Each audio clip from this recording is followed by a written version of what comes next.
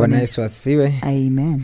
Basi nashukuru, bila kupoteza muda basi nakuomba niweze kuingia moja kwa moja katika kipindi chetu hichi kinachokwenda kwa kichwa kinachosema majibu ya maswali yako. Amen. Basi niweze kukualika mpenzi msikilizaji popote ulipo, lakini kwa ajili ya kuweza kujifunza neno la Mungu kupitia kipindi hiki, ambapo hapa tutakuwa tunajibu maswali mbalimbali kupitia mada ambazo tutakuwa tukileta kwa ajili ya kujifunza Biblia. Kwa hiyo kama napenda kujifunza sana au una maswali mengi sana kuhusiana na Biblia au unatamani kumjua Mungu kwa kina, basi niweze kukualika kuendelea kufuatilia, lakini nitakutajia namba zangu ili pale ambapo utakuwa na changamoto hata katikati ya wiki nje ya kipindi basi tuweze kuendelea kuwasiliana. Na kabla sijasahau basi niweze kukutajia hizi namba ambazo pengine tutaendelea kuwasiliana, lakini kujulishana pengine wakati ambapo nitakuwa nakuja kwa ajili ya kipindi uwe unajua, lakini uwe na daftari na kalamu yako hapo kwa ajili ya kuwa unanukuu, kwa sababu niliwahi kuambia hapo nyuma siku moja nitakuja na maswali ambayo kwa wale ambao watajibu vizuri kama ambao walikuwa wanafuatilia basi watakuwa na zawadi zao. Kwa hiyo chukua nafasi hii pia kwa kujiandaa na mtihani mwepesi ambao utakuwa hapo mbele, ambao unakuhitaji tu kusikiliza na kuandika. Basi ni namba zangu ni 0757 57 48 61 0757 57 48 61. Basi kichwa cha somo la leo linakwenda kwa kichwa kinachosema Yesu atarudi lini? Ni swali. Nimekwambia kipindi chetu hiki ni cha majibu ya maswali yako.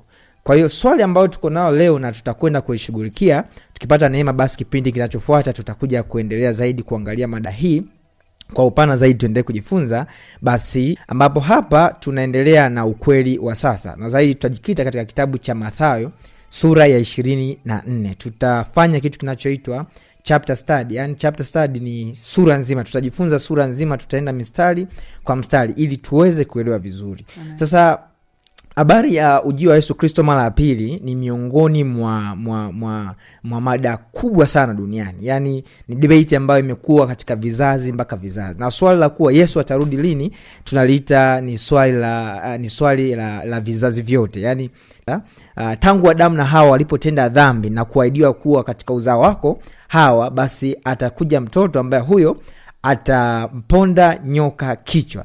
Basi wao walitegemea mtoto wao wa kwanza pengine Kaini ndio angekuja kwa ajili ya ndiye ambaye angesababisha tukio la ulimwengu kurejeshwa upya, lakini haikuwa hivyo. Kwa tamanio la kuona Mwokozi anaukomboa ulimwengu na kurejesha katika hali yake ya kutokuwa na dhambi haijaanza juzi wala jana. Changamoto kubwa ni kwamba kila kizazi kinachokuja kinatamani kwamba ule wakati uliopo ndio tukio hili liweze kutimia. Tusijue kwamba kuna muda ambao Mungu ameuweka ambao huo ukishafika Yesu ndipo atakaporudi. Kwa hiyo kama unahitaji kujua Yesu atarudi lini ama wakati gani, basi fuatana nami. Na hapa basi niweze kukuomba tuweze kuomba na kisha tuingie katika kujifunza Biblia kwa dakika tulizonazo. Amen. Basi tuombe. Mfalme wa mbinguni, Baba mtakatifu, jina lako litukuzwe. Tunakushukuru kwa wakati huu. Tunaomba uwepo wako wa Roho Mtakatifu mahali hapa, ukanene nasi, ukatufundishe kulingana na mapenzi yako. Zaidi tunaomba yote kwa jina la Yesu Kristo. Amina. Amen. Basi ndizo kukumbusha katika masomo mawili yaliyopita tulikuwa na somo la kwanza lilokuwa na kichwa kinachosema agizo kutoka mbinguni. Hapa tulikuwa tukiweka msingi wa kitu kinachoitwa ukweli wa sasa, na tulisema ukweli wa sasa ni ujumbe wote ambao unahitajika kwa wakati huu. Kwa mfano, ikiwa wakati huu, nakupa mfano kwa wale ambao ulipitwa na vipindi vya nyuma, ikiwa una njaa, unahitaji kula chakula, lile tendo unalolihitaji kulifanya la kula chakula ndio ukweli wa sasa. Kwa katika maandiko matakatifu tunaposema ukweli wa sasa ni ukweli ambao Mungu anahitaji watu wake wawezi kuufahamu au kuishi wakati huo, na ni salama au ni hitaji kubwa zaidi kwa kizazi chao. Sasa tuliona katika kitabu cha Petro ya kwamba ukweli wa sasa ni ujio wa Yesu Kristo mara ya pili. Ikiwa unatamani kujifunza somo hili vizuri, basi bado sijalipanisha YouTube kwa wale ambao wana simu janja, pengine unaweza kaingia kwenye account yangu ya Mount Moria TZ, basi kule utafika utakutana na hilo somo. Nadhani nitaliweka baada ya Jumamosi kupita, nitaanza kuyapandisha masomo hizo kupita. Kwa hiyo utajifunza zaidi. Na somo la pili lilikuwa lina kichwa kinachosema mito mikubwa miwili.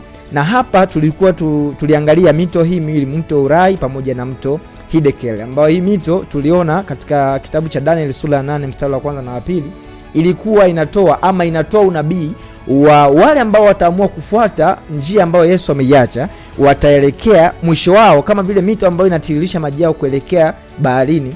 Basi uliona mto Ulai wenyewe unatiririsha maji yake, au ulitoa kielelezo cha wale wote ambao watamfuata Yesu Kristo. Wao ni sawa sana ule mto ambao unapeleka maji mpaka katika bahari ya kioo, ambao hiyo ni tumaini la watakatifu kule mbinguni. Hiyo bahari ya kioo, wale wanasoma kitabu cha Ufunuo, basi sio ngeni kwao. Lakini mto Hiddekel ni mto ambao utaishia katika ziwa la moto. Kwa hiyo unabeba taswira au unabeba image ya kuwakilisha wale watu ambao wataamua kuishi maisha kinyume na mapenzi ya Mungu. Kwa hiyo ni wakati wako kuchagua kufuata mapenzi ya Mungu, ili basi Yesu atakapokuja mara ya pili katika ile bahari ya kioo, basi wewe na mimi tukiendelea kudumu kuwa waaminifu tuweze kufika huko. Kwa hiyo leo sasa tunaendelea kuangalia ukweli wa sasa, kwa sababu hiyo ndio mada ambayo inaendelea kuhitajika kufahamika na wengi tumekuwa bado hatuifahamu vizuri. Sasa nitasoma kitabu cha Mathayo sura 24 mstari wa kwanza mpaka wa 3, kisha tutakwenda kujifunza kidogo na kisha tutaendelea hapo mpaka tutakapoishia. Nasoma kwa neema ya Bwana. Mathayo 24 mstari wa kwanza mpaka wa 3. Mstari wa kwanza, neno la Mungu linasema, Yesu akaenda zake akatoka hekaluni, wanafunzi wake wakamwendea ili kumuonyesha majengo ya hekalu. Mstari wa pili, naye akajibu akawaambia, hamyaoni haya yote? Amini na waambieni, halitasalia hapa jiwe juu ya jiwe ambalo halitabomoshwa. Mstari wa tatu, hata alipokuwa ameketi katika mlima wa Mizeituni, wanafunzi wake wakamwendea kwa faragha wakisema, tuambie, mambo hayo yatakuwa lini? Nayo ni nini dalili ya kuja kwako na ya mwisho wa dunia? Kwa hiyo sasa, ndugu yangu, nimekwambia swala la kuja kwa Yesu mara ya pili, wewe hujaanza wewe wala babu yako wa babu yake, isipokuwa hata wanafunzi wake Yesu katika ile miaka ambayo Yesu anafanya utume, ile miaka 3.5 kabla ya kifo chake, katika mwaka 31 AD, mwaka 31, sio 1931, mwaka 31. Huko mbele nitakuja kuelezea hii miaka namna ambavyo ilianza kuhesabiwa na ambavyo tunakwenda nayo mpaka sasa hivi. Kwa hiyo hata mitume wake wao wenyewe walikuwa na tamanio la kujua Yesu atakuja lini na mwisho wa dunia, kwanza atarudi mara ya pili lini, lakini pia dalili za mwisho wa dunia ni zipi, lakini mwisho wa dunia utakuwa ni lini? Sasa kesi ilianzia wapi? Mpaka tumesoma mafungu haya matatu yanaonyesha kuwa Yesu aliulizwa na wanafunzi maswali, lakini wakamfuata baadaye kutaka kufafanulia mambo haya. Nikurudishe nyuma kidogo ili tuweze kupata msingi mzuri wa Mathayo 24 ili tuweze kuelewa. Ukisoma katika kitabu cha Mathayo sura 23 mstari wa 37, Yesu kuna maneno aliyazungumza. Alisema, ukipata muda soma Mathayo sura 23 yote, utapata muunganiko mzuri ili uweze kuelewa Biblia. Kitu pekee ambacho natamani tuweze kuelewa maandiko matakatifu. Tuache ushabiki wa dini na ushabiki wote ambao umekusikia, isipokuwa tupate muda wa kujifunza Biblia taratibu, sisi wenyewe tukiongozwa na Roho Mtakatifu. Sasa katika kitabu cha Mathayo sura 23 mstari wa 37, Yesu alikuwa hekaluni, alitoa maneno ya mwisho magumu akitoa utabiri kuhusiana na anguko la Yerusalemu, na aliwaambia kwamba nyumba yenu imeachiwa ukiwa, au nyumba yenu imeachiwa ukiwa. Maana yake kwa lugha nyingine rais anaweza kusema nyumba yenu tangu sasa haina uwepo wa Mungu tena. Kwa nini? Kwa sababu katika kipindi cha miaka 3.5 ambacho Yesu alikuwa ameanza kufanya kazi yake, tangu mwaka 27 AD alipobatizwa, Yesu alikuwa akihubiri neno na alikuwa amefanya yote ambayo Masihi aliyetabiriwa katika vitabu vya Wayahudi alipaswa kuweza kuvitenda. Isipokuwa changamoto, Wayahudi wengi wakiwemo viongozi wa dini na makuhani wote, yani wote ambao walikuwa kwa wakati na wanateolojia wakati ule, waandishi na Mafarisayo na wengine, walishindwa kuelewa kuwa Yesu Kristo ndiye Masihi, na walikuwa na mashaka na umasihi wake, isipokuwa kundi la watu wachache ambao walimuelewa na kumkubali Yesu. Sasa katika hichi kipindi chote Yesu alihubiri. Sasa ikafika wakati muda wake wa kuhubiri na ukaa duniani unakaribia kuisha, kwa sababu hichi kitendo hili tukio lilitendeka katika juma la Pasaka, yani ile wiki ya mwisho ya Pasaka ndio ambayo tukio hili au maneno hayo yalitamkwa na Yesu. Sasa amehubiria muda mrefu, bado kuna vitu ambavyo wanavihitaji, na walikuwa sana wanadai ishara, wakitaka kuonyeshwa ishara, na walitaka Yesu azaliwe katika hali fulani ya ardhi kubwa ili waweze kumkubali. Sasa Yesu aliumia sana. Ndio maana mstari wa 38 anawaambia, ni mara ngapi nimepambana kuwakusanya kama kuku wakusanyao vifaranga vyake, na kutaka kuwalinda ama kuwaokoa, lakini hamkutaka. Sasa hayo maneno ndipo ambapo baada ya kuambia hivyo, ndio Yesu anawaambia, sasa nyumba yenu imeachwa ukiwa. Kwa nini? Kwa sababu muda mrefu nimewapa nafasi ya kutubu, tumetuma manabii toka miaka. Kwa sababu Yesu kwa asili ni Mungu, alikuja katika hali ya kibinadamu. Kwa hiyo alikuja katika hali ya kibinadamu. Sasa ameona manabii na watuma wanauliwa, wanawakataa, ukapita ukimya wa miaka 500, ndipo Yesu anakuja mwenyewe. Anakuja bado na yeye wanamkataa, tena wanapanga mipango ya kutaka kumuua. Ndipo ambapo Yesu alikuwa na uchungu, kwa sababu zilikuwa zimebaki siku 2 tu mbele ili aweze kuuliwa. Sasa Yesu baadaye anaambia, nyumba yenu imeachwa ukiwa. Akatoa na utabiri mwingine mzito, akaondoka katika lile hekalu. Sasa alipoondoka, maneno aliyozungumza, alitoka na utabiri wa kubomolewa kwa hekalu na mengine maneno magumu kuhusiana na taifa la Israeli. Sasa wao walikuwa wanaona proud kwamba ili sisi wana wa Israeli tumechaguliwa na Mungu. Ile hekalu ni gumu, hata Nebukadnezar alishindwa kulibomoa lote. Alafu Yesu anasema itabomoa, inakuwaje? Wakati Yesu ameondoka, anatoka nje. Sasa wakati bado watu wengi wamemzunguka. Kwa ukipata, kama umeweza kusikia kitabu kinaitwa Pambano Kuu, au unachoweza kupitia sura ya 2 na kitabu kinaitwa Tumaini la Vizazi Vyote sura ya 69. Ukitaka kuvipata vitabu hivi, naweza kukusaidia kuweza kuvipata. Vinaelezea vizuri sana hii mada. Sasa wakati Yesu ametoka nje, wanafunzi wake kwanza wakamuuliza, wakamuonyesha. Ndipo unaposikia pale mstari wa kwanza kitabu cha Mathayo 24, Yesu anasema akaenda zake akatoka hekaluni. Wanafunzi wake wakamwendea ili kumuonyesha majengo ya hekalu. Sasa wakamuonyesha majengo ya hekalu ili iweje? Kama yani Yesu umetoa unabii kwamba hekalu litakuja kubomolewa, alitasalia jiwe juu ya jiwe. Inakuwaje? Na kana kwamba wanamwambia Yesu, unakumbuka hata kipindi cha mfalme Nebukadnezar alivyovamia ile hekalu na kubomoa kwa mara ya kwanza? Alibomoa vyote ila msingi ulibaki, alishinda kubomoa. Nani ambaye atakuja kubomoa? Kwa nini? Kwa sababu baada ya wana wa Israeli kutoka Babeli, waliporejea katika utawala wa Rumi wakiwa chini ya Herode, walitumia fedha nyingi, dhahabu, mawe mengine ya malumalu, wakaanza kulijenga lile hekalu vizuri, walilipamba, lilikuwa kiasi kwamba imara. Wakawa naamini kwamba hakuna mwingine atakaye kulibomoa tena. Kwa hiyo Yesu anavyowaambia kuwa Yerusalemu inakaribia kwenda kuangamia na nyumba yenu imeacha ukiwa, walikuwa hawaamini itakuwaje. Kwa makuhani na wanafunzi wake wote walikuwa katika hali ya kutokumuelewa au kuchanganyikiwa na mawazo yaliyowasonga mengi. Sasa ukiendelea sasa katika mstari wa nikusogeza katika mstari wa 2. Sasa naye Yesu akajibu akawaambia, yani wakati anamwambia au yaoni ya majengo ya jinsi yalivyo mazuri, Yesu hivi hauyaoni kweli? Au sasa anamwambia hivi, Yesu huyu mara huu nani anakuja kubomoa? Mstari wa 2 Yesu anawaambia, akajibu akawaambia, hamyaoni haya yote? Sasa wakati fulani kipindi najifunza Biblia, ili neno lilinichanganya. Anasema Yesu anaulizwa, alafu naye anauliza, naye akajibu akawaambia, hamyaoni haya yote? Yani yeye anaulizwa alafu anauliza hivyo.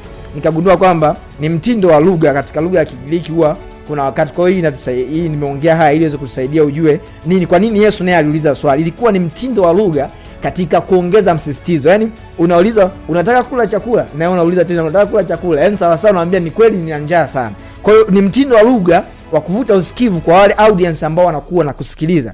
Kwa hiyo Yesu akatia msisitizo sasa kwamba sasa mmekuja ambapo naopata, kwa sababu mafungu yanayotaka ndio Yesu anaenda kutoa kitu ambacho muhimu kinanihusu mimi na wewe, ingawaje kiliwahusu tangu hawa mitume kwa wakati ule. Sasa ndipo Yesu anajibu anasema, amini nawaambieni, halitasalia hapa jiwe juu ya jiwe ambalo halitabomoshwa. Sasa hapa ni sawasawa, ni Yesu alizidi kuwachanganya tena kwamba yani hata jiwe juu ya jiwe ambalo walishindwa kubomoa yatabomolewa yote. Mstari wa 3, hata alipokuwa ameketi katika mlima wa Mizeituni, wanafunzi wake wakamwendea kwa faraga wakisema, tuambie mambo haya yatakuwa lini, nayo ni nini dalili ya kuja kwako na ya mwisho wa dunia? Nini ambacho kilitokea hapa? Wakati Yesu ametoka nje baada ya kuuliza swali, walipomuonyesha yale majengo jinsi yalivyo, Yesu aliondoka zake.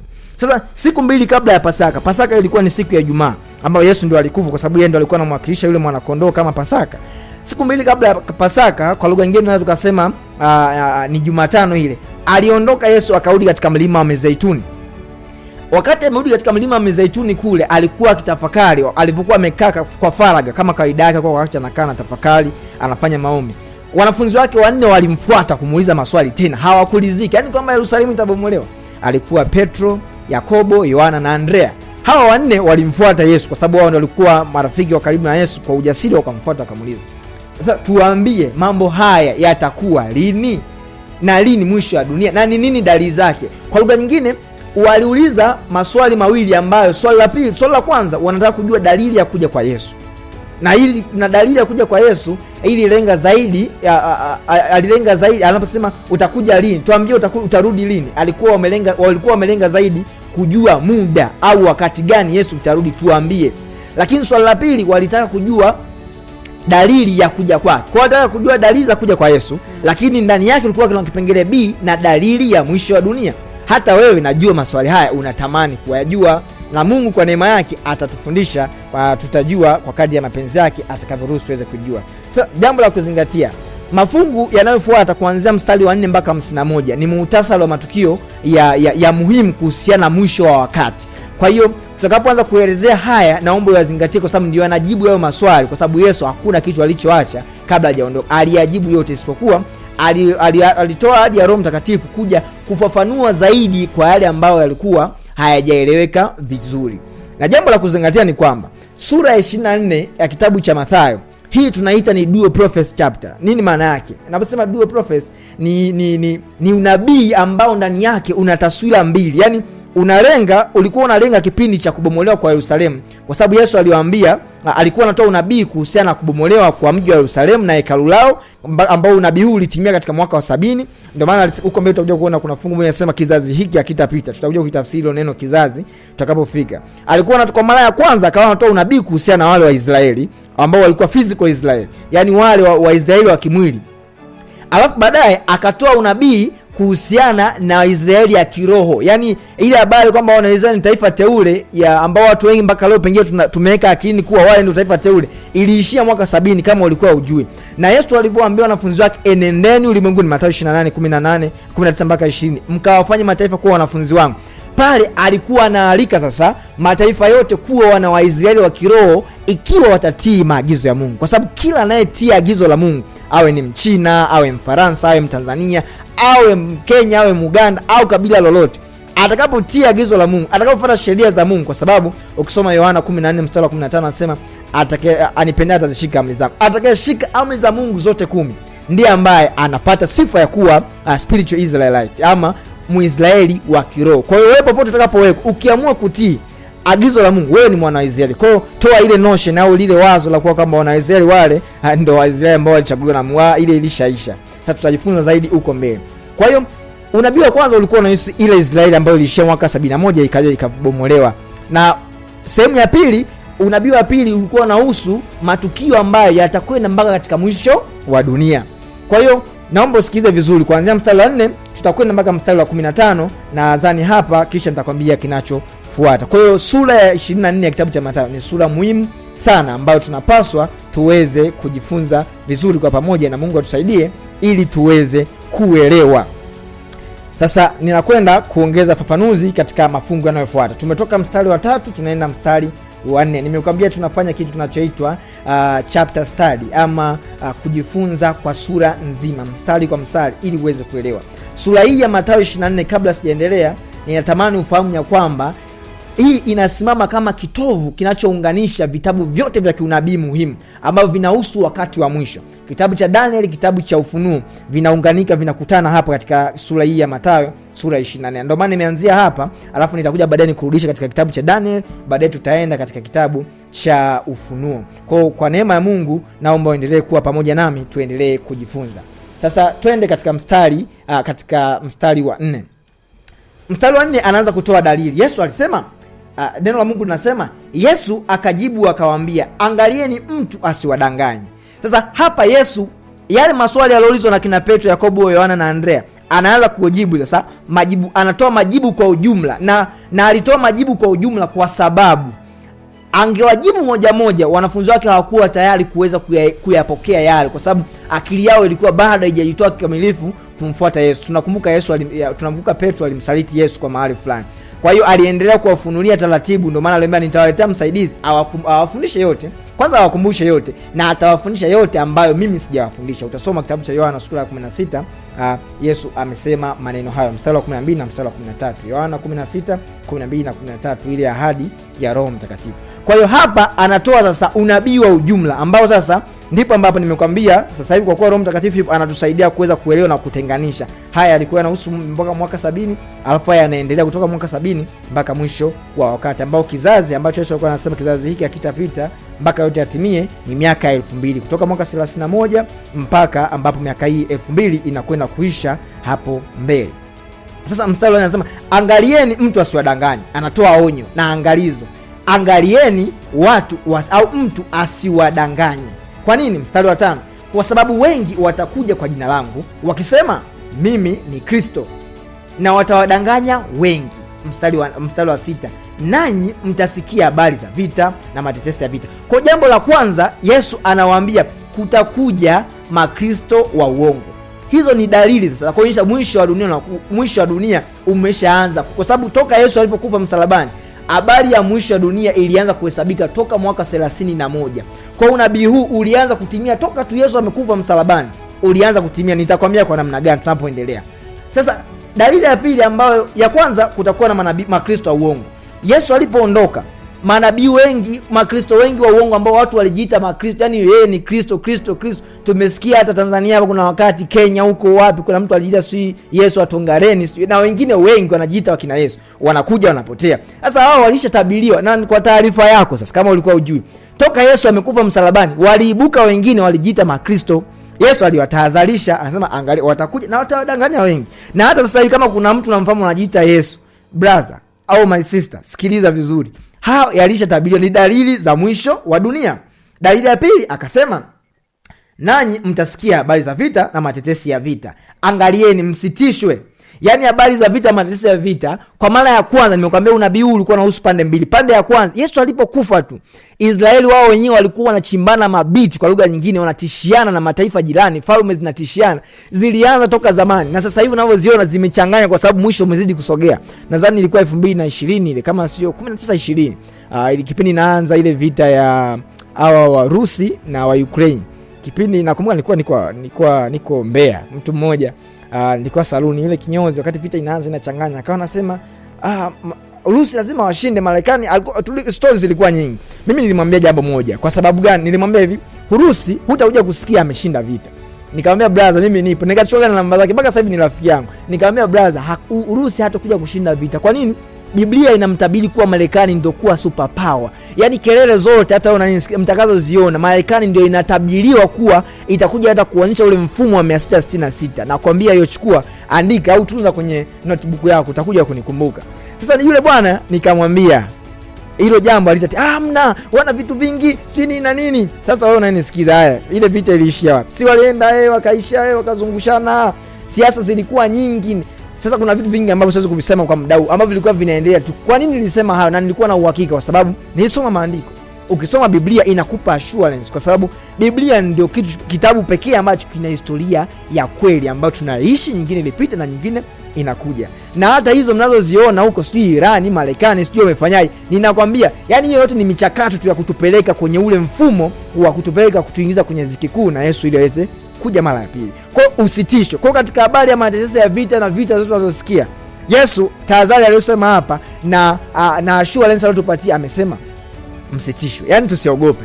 Kwa sababu hayo yote anasemaje? Ngoja niendelee mstari wa mbele. Anasema msitishwe, maana hayo yote hayana budi kutukia, lakini ule mwisho bado. Yaani niwaambie ule mwisho bado. Tutaujuaje? Tuendelee kujifunza. Mstari wa 7. Kwa maana taifa litaondoka kupigana na taifa na ufalme kupigana na ufalme. Kutakuwa na njaa. Dalili nyingine ya wakati wa mwisho, njaa. Njaa wakati ule kabla ya Yerusalemu kubomolewa, nikwambie Waisraeli walipitia kipindi cha taabu, njaa, kiasi kwamba walikuwa kuna wakati viatu vyao vya ngozi. Wewe una mkanda wa ngozi kama ni mwanaume, au pengine au umewahi kusikia habari au na begi lako la ngozi. Wenzako njaa iliwauma mpaka walikata mikanda yao, viatu vyao. Waliweza kuchemsha upya, wanywe supu ya mikanda. Wewe kama uamini, tafuta, soma katika historia, utaona njaa iliwapiga kali. Ndio maana kuna kipindi wazazi waliwala watoto wao, walikuwa wananyang'anyana vyakula, ilikuwa ni vita kati ya ndugu, na kwa sababu ya nini? Ya njaa. Kwa hiyo naona njaa sasa hivi inayoenda. Mimi kuna wakati nawaambia ndugu zangu, hizi njaa mnazoona, kuna wakati mara mwaka huu tunalalamika, mwaka huu bora mwaka jana. Yaani ndio tutaendelea hivi hivi. Bora mwaka jana zitakuwa nyingi. Kwa sababu gani? Tupo mwisho wa wakati. Mstari wa 8. Mstari wa 7, baada ya kusema, baada ya dalili ya njaa, anasema kutakuwa na matetemeko ya nchi mahali mahali. matetemeko yameanza muda mrefu. Nenda kwenye historia, kawaulize wa Ureno walipigwa na tetemeko moja nadhani mwaka 1755. Okay, nadhani ni hivyo. Waliwahi kupigwa na tetemeko moja, lilikuwa zito, halijawahi kutokea. Lilitembea katika ukanda wa bahari nchi zaidi ya 5. Sasa hayo mwingine nasikia mwaka juzi nadhani itokea hata hapa Tanzania, nadhani kule Manyara, kifusi kilishuka kutoka kwenye mlima kwa namna fulani, milipuko mbalimbali tunaisikia huko. Mengi hayo yote alishatabiriwa, ni dalili za wakati wa mwisho. Tusitishwe watu zishangae zaidi unapoona hayo. Kama kuna dhambi ulikuwa bado unaingangania, ni wakati wa kupiga magoti, kwa sababu Mungu pumzi aliyokupa wakati huo ni wakati wa rehema na neema ya kufanya matengenezo na kumrejea Yesu Kristo kabla ya pumzi haijakatwa. Lakini licha ya matetemeko, mstari wa 8, haya yote ndiyo mwanzo wa utungu. Kwa hiyo haya yote mnayoyaona ndugu zangu, njaa, sijui nini, ila zinakuwa ngumu na mambo mengine mengi, haya yote ni mwanzo wa utungu. Yaani ule wenyewe bado haujaja. Mstari wa 9, wakati huo watawasaliti ninyi mpate dhiki, nao watawaua. Yaani hapa wanaambiwa wale mitume au wanafunzi wa Yesu. Kama wewe ni mwanafunzi wa Yesu, ujumbe pia unakuhusu sasa, kutoka wakati ule mpaka wakati huu. Yaani wakati unaishi neno la Mungu, kuna marafiki watakukimbia, kuna watu watakutengenezea skendo mbalimbali, tetesi za uongo. Yaani tutasalitiana, na bado kuna usaliti mzito unakuja hapo mbele wakati wa ziki kuu itakapoanza ile habari ya kutokuuza wala kununua. Kuna usaliti mzito utakuja kutokea. Tukifika kitabu cha Ufunuo tutajifunza. Twende mstari wa 10, anasema ndipo wengi watakapojikwaa, nao watasalitiana na kuchukiana. Kwa hiyo katika haya majaribu yanayotokea, njaa, kusalitiana, wapo watu ambao watadondoka. Kwa hiyo ni jambo baya ambalo tunapaswa tulinde imani zetu, watu wa Mungu. Halijaanza leo, hata kipindi kile wakati huu kabla ya Yerusalemu kubomolewa, huu nabii ulishaanza kutimia, na sisi kwetu pia kwa mara ya pili unatuhusu. Watu walisalitiana, na ndio maana unaona wakina Stefano walipigwa mawe mpaka kufa. Mkristo wa kwanza kufa huyo, alipigwa mawe mpaka akafa. Walimsaliti mpaka ndugu zake. Huyu anajifanya Mkristo, piga. Wakina Petro, mitume walikufa vifo vya ajabu, walibuluzwa na farasi, wengine walichunwa ngozi, walichinjwa. Hayo yote ni kusalitia, kukimbizwa, kutafuta na mengine mengi tutakuja kujifunza hapo mbele zaidi. Lakini hayo yote yalikwisha kutabiriwa na yanakwenda kujirudia hivi karibuni, lakini yanayokuja kujirudia mbele itakuwa ni zaidi ya haya. Mstari wa 11, na manabii wengi wa uongo watatokea na kudanganya wengi. Habari za manabii wa uongo. Yaani sasa hivi wewe mwenyewe hapo kichwani kwako nilivyotaja manabii wa uongo, kuna mmoja ameshakuja kichwani kwako. Wewe endelea kumtunza, muombe, kwa sababu pengine akajua anachokifanya kwa maombi yako na akamrejea Yesu Kristo. Ila manabii wa uongo wamekuwa wengi, wengine wamezuka na kupotea, wamechukua watu kwenda kufunga mapolini, wamewafanyaje, wengine wamewafikia, sio wamewazika siku 3. Yaani vituko vingi vimefanyika. Hawa wote ni kwa kulikuwa na habari ya makristo wa uongo, alafu kuna issue nyingine ya manabii wa uongo. Wapo utasikia sijui mafuta yamefanyaje, wengine michanga, mwingine sio anataka, unakuta mwanamke ana changamoto labda ya uzazi, na tumetoka kujifunza habari ya vitu vingine. Jamani, niwaambie kwa masuala ya afya, sio mpaka mchungaji au mtumishi fulani akuombee. Pengine ni mtindo wako mbaya wa maisha. Mimi kuna wakati nilikuwa nashughulika, hata sasa hivi nashughulika kuna wakati na mambo ya afya ya wanawake, watu na changamoto ya kupata watoto. Unakuta unamuuliza, unamfanyia analysis, unamuuliza maswali, unakuta kumbe mtindo wake wa maisha pengine ni vitu vya dukani anavyopenda kula sana. Na kuna mdada mmoja leo kukutana naye, yeye anasema mzunguko wake wa hedhi ulikuwa na ile tatizo la wanawake wengi, haukai sawa. Mwingine anaenda mfululizo hata mwezi mzima, miezi miwili. Ni jambo ambalo la hatari. Nikamuuliza swali dogo rahisi, nikamwambia unapenda kunywa nini dukani? Akasema mimi napenda kunywa soda. Nini akaanza kutaja hiyo vitu kemikali. Na mume wake alikuwepo. Nikamwambia sasa changamoto yako kubwa wewe, nipo kwenye mtindo wa maisha. Mwenye akasema mimi kwa siku haiwezi kupita bila soda 2-3. Sasa kuna wengine wewe unanisikiliza unatumia sana na hujapata hilo dhara. Lakini sio lazima kupitia hiyo unapata madhara. Lakini kuna wakati unahitaji maombi, unahitajika ni wewe kufanya matengenezo na kuishi maisha ambayo ni simple na ambayo yatamtukuza Mungu ili afya yako iweze kuwa vizuri. Kwa hiyo utasikia mtu anakuambia mimi nabii, sio nimefanyaje, umelogwa, umefanyaje? Kumbe unadanganya maskini. Ni wewe mwenyewe ndio una matatizo. Kwa hiyo kuna wakati inabidi usome maandiko sana, ujue na uweze kuwatambua hawa manabii wa uongo wapoje au wapo kwa namna gani. Twende mstari wa 10 na mstari wa 12. Na kwa sababu ya kuongezeka maasi, upendo wa wengi utapoa. Upendo kupoa ulianza tangu katika wakati ule baada ya Yesu kuondoka. Nilikwambia walisalitiana na waliuana. Nadhani tunakwenda kumaliza hivi karibuni kwa mstari wa 15, niende mstari wa 14 na 15, kisha tutafunga somo letu. Naona muda umenikimbia. Basi mstari wa 14 unasema, tena habari njema ya ufalme itahubiriwa katika ulimwengu wote kuwa ushuhuda kwa mataifa yote. Hapo ndipo ule mwisho utakapo kuja. Sasa ishara kubwa na ya mwisho kabisa ya ujio wa Yesu Kristo mara ya pili ni injili kuhubiriwa ulimwenguni kote. Sasa kuna watu wanasema China, kuna vijiji vingi kule bado Ukristo haujafika, haujafanya, hawajajua habari ya kuhubiriwa kwa injili. Nikwambie, hii inazungumzwa katika Mathayo 24 mstari wa 14, ilianza kutimia tangu enzi za mitume Paulo. Na ndio maana ukisoma kitabu cha Timotheo wa pili mstari wa 4, sura ya 4 na mstari wa 7, Paulo anasema vita nimeumaliza, nimevipiga vizuri vita vya imani, mwendo nimeumaliza. Yani alifanya kazi, alieneza injili. Yani yeye ndiye alikuwa mtume kwa mataifa, alipeleka injili kwa wakati ule. Ukifuatilia injili ilifika katika mataifa yote yaliyokuwa kwa wakati ule. Kwa hiyo kipindi kile walikuwa na mvua ya vuli, na wakati huu tunapoenda sasa, baada ya kutangaza sheria itakuja kutangazwa sasa sheria ya hakuna kuuza wala kununua, ndipo ambapo kipindi cha ziki kuu Mungu ataleta mvua ya Roho Mtakatifu ambayo itakuwa ni mvua ya masika. Watu watapeleka kwa injili katika vijiji ambavyo injili haikuwahi kufika, na ndipo hapa ule mwisho utakapokuwa. Kwa hiyo usitegemee kwamba eti wewe na kanisa lako au mimi na kanisa langu twende mpaka vijiji vyote vimalize. Hamna, huo muda hautakuja kwa njia, isipokuwa muda utafika ambapo sasa itakuja itaanzishwa ile sheria ambayo itawafanya watu waweze kushurutishwa kumwabudu Mungu, na ndipo ambapo Mungu atatumia nguvu ya uwezo wake wa mbinguni, sasa nguvu ya Roho Mtakatifu, ndipo injili itafika katika vijiji vyote, mlango wa rehema utafungwa, alafu sasa mapigo 7 yatakuja kwa watu ambao wamemkataa kumfuata Yesu, alafu ndipo Yesu atarudi mara ya pili. Somo linalofuata tutakuja kuanzia na mstari wa 15, ambapo somo linalofuata litakuwa na kichwa kinachosema chukizo la uharibifu. Ukija kulielewa chukizo la uharibifu, ndipo utakapokuja kujua sasa Yesu atarudi baada ya matukio gani, kwa sababu tumekuwa tukidanganyana ya kuwa Yesu anaweza kurudi wakati wowote. Brother, nikwambie, au dadangu nani sikiza, Yesu hawezi kurudi wakati wowote. Biblia imesema kuna matukio, kuna ziki lazima ije. Yani kuna mapigo 7. Sasa mapigo 7 hajaja, 666 hajatangazwa, vitu vingi havijatokea. Yesu wa uongo angani haonekani sehemu, hayo yote hajatokea. Yesu hawezi kurudi. Yani ukiniambia kesho Yesu anarudi, siwezi kukubalia, kwa sababu Biblia inasema kuna matukio ya kuweza kutokea ili Yesu aweze kurudi. Kwa hiyo kama unahitaji tuweze kujifunza zaidi, ni kualika katika somo linalofuata. Tutaanzia mstari wa 15 wa kitabu cha hiki cha Mathayo.